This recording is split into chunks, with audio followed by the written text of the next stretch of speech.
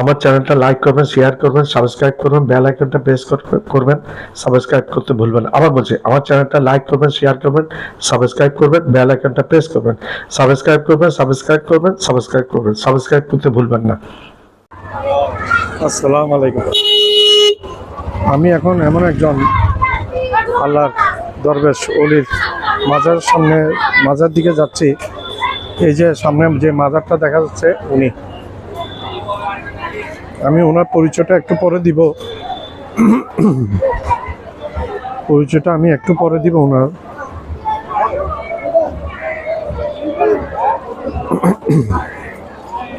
মৌলানা সৈয়দ আবুল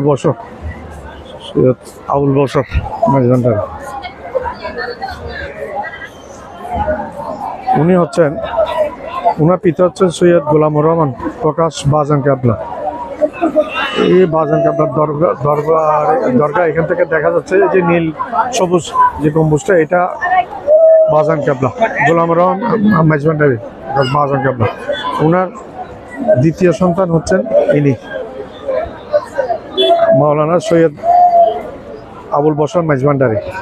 বাজান কেবলা নাকি জীবদ্দশায় বলে গিয়েছিলেন যে উনার মৃত্যু হলে, ওনার ওফাত হলে ওনার জানাজাটা যেন ইনি পড়ে। সে মোতাবেক বাজান কেবলার মৃত্যুর পরে ওনার জানাজাটা পড়িয়েছেন ওনার দ্বিতীয় সন্তান সৈয়দ আবুল বশর মাইজভান্ডারী। ওনার প্রথম সন্তানের কবর আছে বাজান কেবলার সাথে একই হুজরাই কবর আছে, আর দ্বিতীয় সন্তানের কবরটা এটা। এখন উনি এখানে সাহিত্য আছেন। আল্লাহর একজন বড় অলি, উনি এখানে সাহিত্য আছেন।